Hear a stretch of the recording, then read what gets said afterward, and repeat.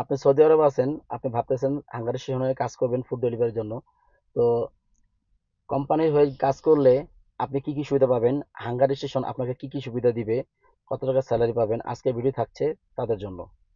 আপনি যদি কোম্পানির হয়ে কাজ করেন কিংবা কাফলা হন, তো আপনাকে প্রথম অবস্থায় আপনার কোম্পানি আপনাকে দিবে একটি 150 সিসি হোন্ডা।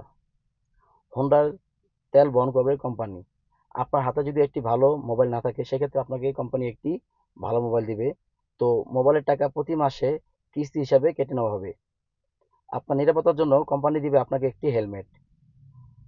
আরও দেবে আপনাকে আপনার হাত পায়ের জন্য একটি সেফটি গার্ড। কোম্পানি আপনার যে হ্যান্ডসেটটি আছে, ইন্টারনেটের টাকা খরচ হবে, সেই ক্ষেত্রে কোম্পানি আপনাকে দিবে ইন্টারনেটের টাকার খরচ।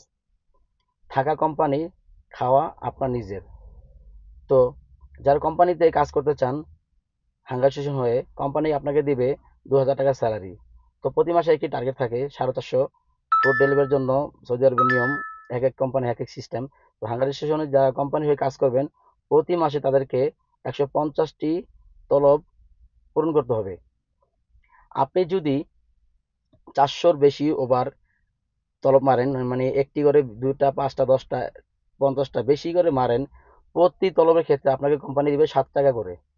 আর যদি 450-এর নিচে কম হয়, সেক্ষেত্রে কোম্পানি আপনার কাছ থেকে প্রতিটি অর্ডারের জন্য 5 টাকা করে কেটে নেওয়া হবে।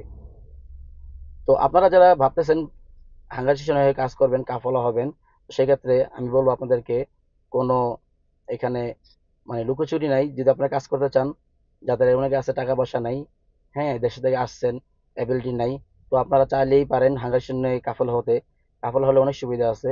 আপনার কোনো টাকা লাগতেছে না, হোন্ডা কিনতে হচ্ছে না, হ্যাঁ, আপনার থাকার কোনো জায়গা লাগতেছে না, মানে সবকিছু কোম্পানি, শুধুমাত্র খাওয়ার টাকাটা আপনার।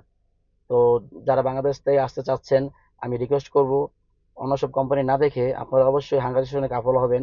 কারণ হাঙ্গার স্টেশনের মতো সুবিধা আপনি কোথাও পাবেন না। অন্যান্য অন্যান্য যে সুবিধাগুলো আছে, সেখানে দেখা গেছে আপনি যদি কাফল হন, তো সেক্ষেত্রে অনেক ঝামেলা আছে।